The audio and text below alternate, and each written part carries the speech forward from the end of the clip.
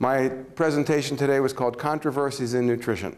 One of the topics I presented was whether the high doses of vitamin D that are being recommended by some practitioners today are safe and effective.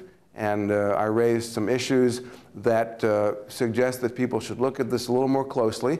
I think there is evidence that people cannot benefit from anything less than 800 IUs a day. So the minimum level people should take in should be 800 IUs a day.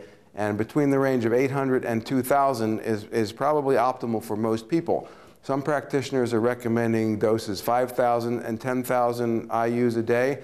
And I raised some issues from the scientific literature which suggest that the evidence supporting the use of those very large doses is weak, and that the evidence showing that these levels are safe is also weak. So based on this information, we need to be careful with long-term use of doses of vitamin D in excess of 2,000 IUs a day. It's not to say that we shouldn't use it, but routine use of that could cause some harm in some people with long-term.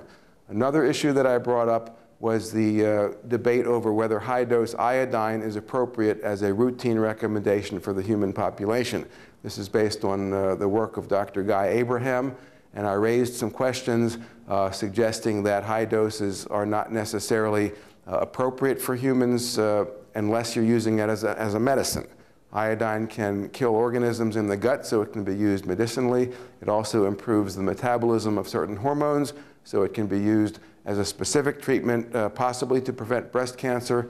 But the idea that the human population needs 80 or 100 times the recommended dietary allowance is, in my opinion, not supported by the literature, and for some people potentially dangerous. So those are the two main points that I discussed based on some things that are currently being practiced in so-called alternative medicine that I think we need to be a little more careful with.